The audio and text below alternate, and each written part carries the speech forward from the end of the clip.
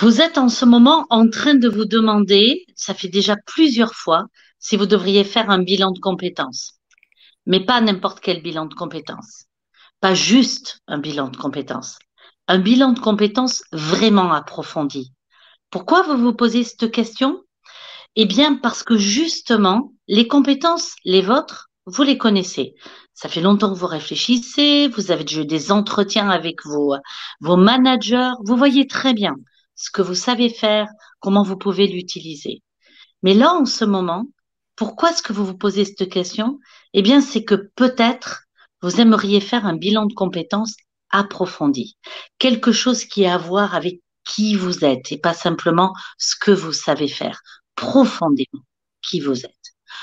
Pour m'aider ce soir à vous, oh putain, pour m'aider ce soir à, à vous, à vous poser cette question et savoir comment le faire, euh, je vais inviter Angélique, ma partenaire, à venir avec vous. J'ai bugué ce soir, Angélique. Il va falloir que tu m'aides, hein. Ouais, j'admire ton courage, mais c'est important parce que tu as eu beaucoup de questions cette semaine. Et en ligne, les gens te posent beaucoup la question du bilan de compétences et qu'est-ce que. Et beaucoup de personnes ont déjà fait des bilans de compétences. Alors, comment est-ce qu'un bilan de compétences peut t'aider à poursuivre un projet professionnel qui soit aligné avec qui tu es en ce moment dans ta vie, qui a du sens? Peut-être qu'on pourrait commencer par ici, mais avant, qui es-tu, Hélène? Pour les gens qui ne te connaissent pas, je sais qu'il y a beaucoup de nouvelles personnes qui te suivent sur LinkedIn. Chaque semaine, il y a des dizaines de nouvelles personnes. Alors, c'est peut-être l'heure des présentations.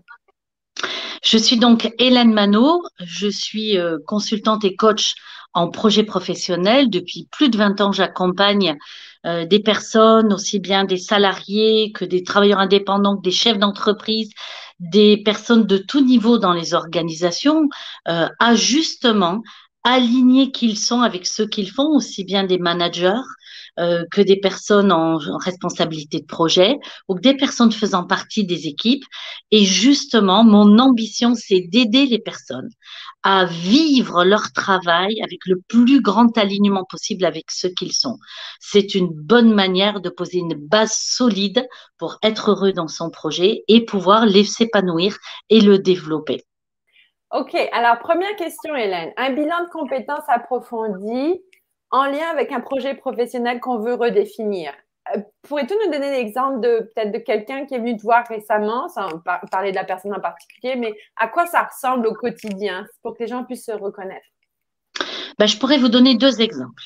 Un premier exemple, ça serait quelqu'un qui était en perte de sens totale dans son travail, qui se demandait ce qu'elle faisait là, qui ne comprenait plus pourquoi elle était utilisée. Il y avait des grandes réformes dans son organisation et elle avait eu des responsabilités, elle avait l'impression d'être dépouillée de ses responsabilités. Elle avait beaucoup de mal à s'adapter et elle se disait, ben, je suis en train de complètement perdre le sens de mon travail. Donc, elle pensait même qu'il faudrait qu'elle change radicalement de travail pour pouvoir retrouver du sens et un peu de bon vivre en se levant le matin. Donc, elle est arrivée et le travail justement d'un bilan de compétences approfondi, tel que nous le menons nous, c'est un travail qui commence par se découvrir qui je suis, aller questionner profondément qu'est-ce qui fait sens pour moi, quels sont mes environnements favorables. Et in fine, cette personne, au travers de travail que nous avons mené ensemble, s'est finalement rendu compte que c'est pas le métier qu'elle faisait qui ne lui convenait plus, au contraire, qu'elle avait d'ailleurs dans ses souvenirs, ses expériences, de très belles expériences, et que finalement elle n'avait pas envie d'en changer profondément. C'est un choix qu'elle refaisait conscient, mais qu'elle devait changer l'environnement dans lequel elle travaillait. Elle a pu définir qu'il y avait toujours cette mission de service public qui était importante pour elle, mais il y avait aussi des challenges différents, vocations différentes, avec des environnements différents. Et elle a retravaillé son projet, elle a reconstruit son projet à partir de ces ingrédients pour redéployer son métier et aller explorer le monde dans d'autres environnements que celui dans lequel elle était. Aujourd'hui, elle est en phase de, de, de négociation avec de nouvelles possibilités de job. Pour l'instant, c'est elle qui dit non, alors qu'elle était persuadée qu'à l'âge qu'elle avait, elle n'allait pas forcément trouver aussi bien, parce qu'elle n'a pas trouvé encore l'environnement le plus favorable. Et elle est en train d'avoir quelques pistes qui vont a priori vraiment lui plaire et sur lequel elle va pouvoir choisir. Ça lui a permis de pouvoir gérer la transition, de reprendre son travail, son dernier travail, de ne pas s'arrêter brutalement, de bien terminer ses dossiers, de reprendre espoir et de pouvoir clôturer effectivement ce qu'elle fait avec du plaisir, du sens du travail bien accompli.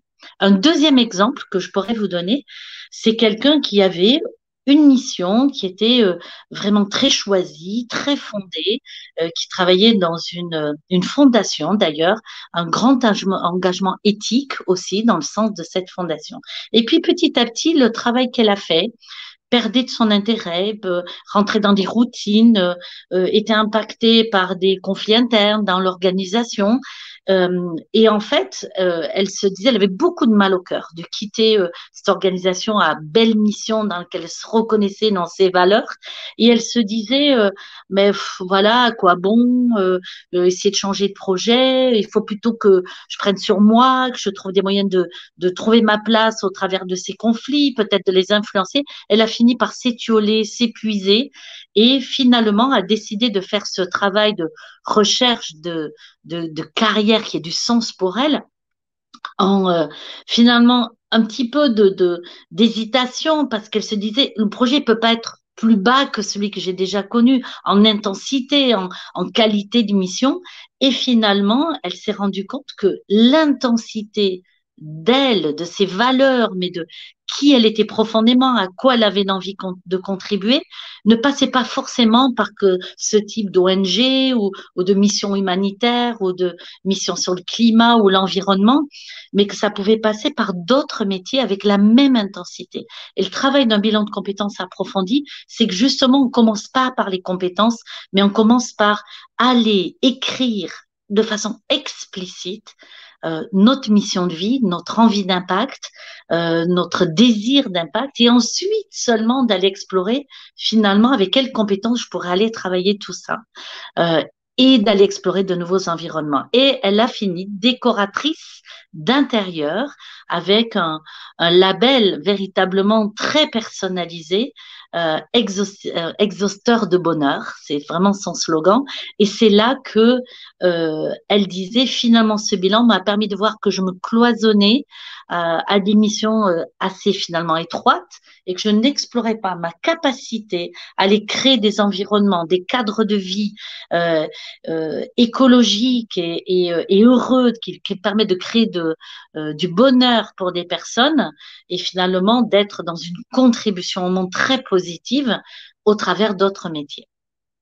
Ok, waouh, c'est deux belles histoires. Le mot que je retiens, Hélène, c'est que tu as dit le mot espoir et que justement ton bilan, je veux dire, c'est pas ton bilan, mais le bilan de compétences approfondies que toi tu offres, c'est justement cette reconnexion avec soi en premier, reconnexion aussi avec son corps. Je veux pas te donner trop de détails ni quoi que ce soit, mais de repartir d'un point, les pieds sur la terre et le cœur dans le cœur. Peux-tu nous donner un petit peu justement, qu'est-ce que tu appelles approfondi, au-delà du fait qu'on ne parle pas des compétences en premier, mais plutôt de qui tu es? Dans l'approche que toi tu offres avec recherche de carrière implicite, quelle est la chose qui surprend le plus les gens qui travaillent avec toi pendant ce bilan de compétences approfondies?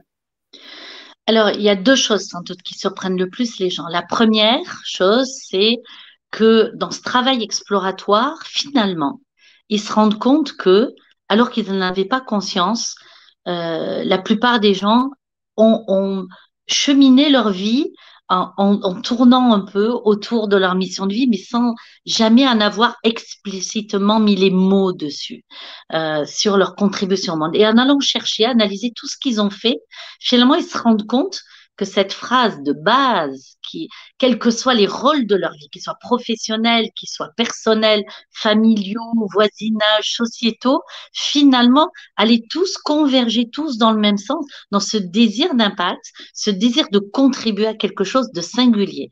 Alors, je dis pas que d'autres personnes n'aient pas le même type de désir, mais notre façon à nous unique de le délivrer à partir de qui nous sommes, à partir de nos intentions, à partir de notre éducation, à partir de beaucoup de choses, de notre énergie vitale, effectivement est singulière. Ça, c'est quelque chose qui les étonne. Et la deuxième chose, c'est qu'une fois qu'on atteint ce niveau-là de conscience de soi, de cette énergie vitale qui jaillit de soi, libre véritablement, ça donne des ailes. Et c'est comme si, je vous cite la phrase d'une jeune femme magnifique qui est venue le faire dans mon dernier groupe, qui dit, j'ai l'impression que tout est possible. C'est absolument tout est possible. Je peux aller explorer, décloisonner, sortir de mes habitudes de pensée et aller explorer le monde avec qui je suis, droite dans mes bottes, en osant aller parler de finalement, je n'ai pas à prouver ma compétence, mais à être qui je suis et à délivrer ce qui est important pour moi. Bien sûr, avec mes compétences aussi. Et donc, ce côté libéré véritablement de parce que ça devient explicite, que c'est facile à dire et quelque chose qui étonne beaucoup les gens. Ah, ok. Quelle belle façon de conclure. Mais avant de nous quitter, parce que je sais qu'il est tard où tu es, quelle est l'invitation que tu veux offrir?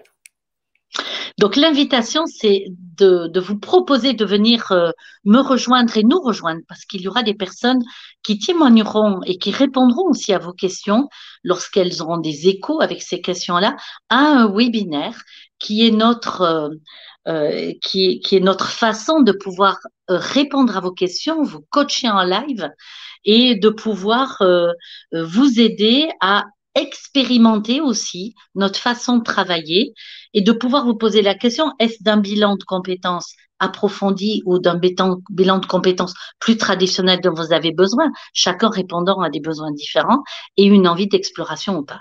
Ce webinaire, pardon, aura lieu très prochainement. Je vous invite à aller autour de cette vidéo pour pouvoir vous inscrire et de pouvoir participer à cette heure et demie qui est notre temps d'échange avec nos témoins et avec moi pour répondre à vos questions et envisager ensemble si vous voulez aller plus loin. Merci Hélène. Merci à tous. Et si vous regardez l'enregistrement parce qu'il est tard, laissez vos commentaires même demain. Hélène, tu regarderas soit sur Facebook ou sur LinkedIn. On est là pour répondre à vos questions. Et sur ce, à bientôt. À très bientôt et excusez-moi pour les démarrages un peu en capilotade. À très bientôt.